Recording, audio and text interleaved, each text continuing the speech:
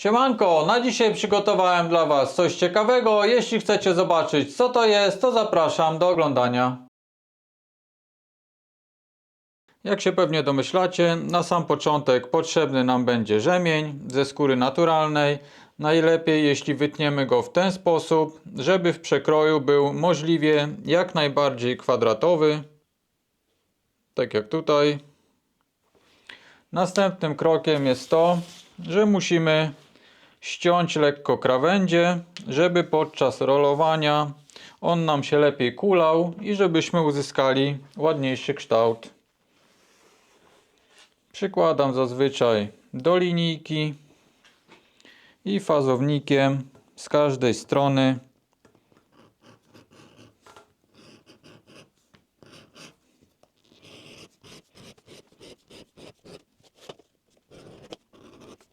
tak to wygląda po fazowaniu.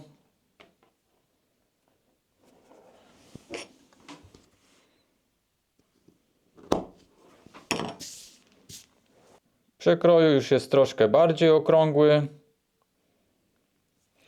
No i teraz co należy zrobić? Potrzebne nam będą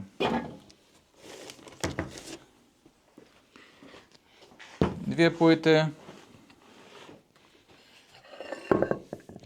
aby go zrolować.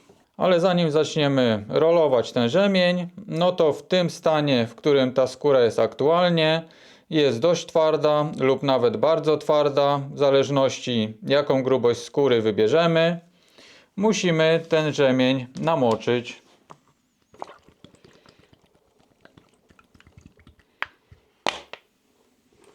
Więc wykonujemy to samo, jak było przy formowaniu na mokro. Trzeba tą skórę namoczyć, żeby ona troszkę zmiękła, była bardziej podatna na odkształcenia. Co do samej wielkości fazownika, który używamy do rzemieni, no to jest to zależne właśnie od grubości skóry, którą wybierzemy. Im ta skóra będzie grubsza, tym ten fazownik musi być także większy. Musimy to dopasować według własnych prób, tak żeby też nie otrzymać bardziej kanciastego przekroju niż jest to początkowo. Po kilku minutach wyjmujemy rzemień z wody. Jest on dużo bardziej plastyczny i teraz będziemy mogli go zrolować do konkretnego kształtu. Teraz jeszcze warto zwrócić uwagę na pewną rzecz. W zależności co rolujemy, czy wcześniej było coś tutaj rolowane, a było malowane albo antykowane, to drobinki jakichś farb albo antyku mogły nam pozostawać gdzieś w tej płycie i później przy rolowaniu to wszystko nam się też przyklei do tego rzemienia. Więc można to ofoliować stretchem albo jakąś inną taką folią dość elastyczną, żeby otrzymać tutaj równą powierzchnię. Jak to zrobimy, to przechodzimy do rolowania.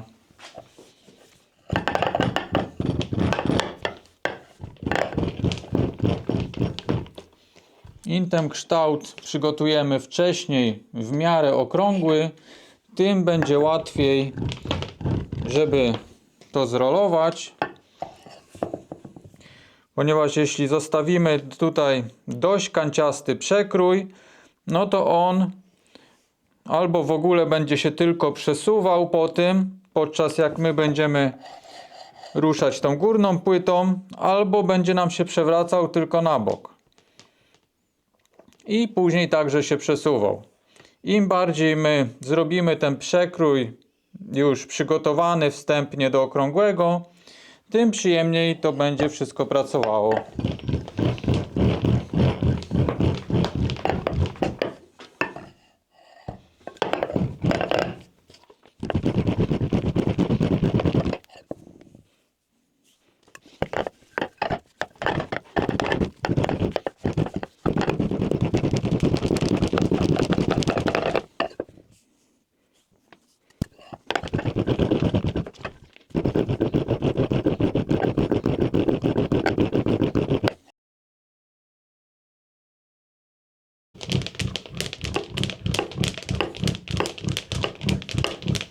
Ale mi miota jak szatan.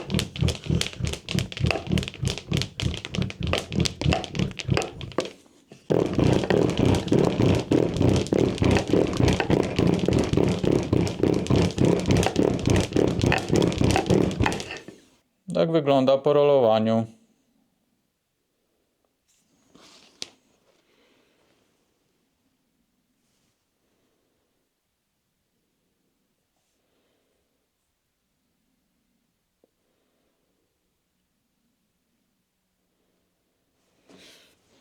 Bardzo fajny efekt można otrzymać.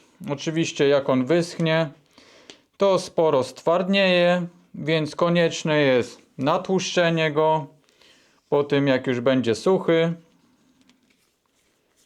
No i można używać.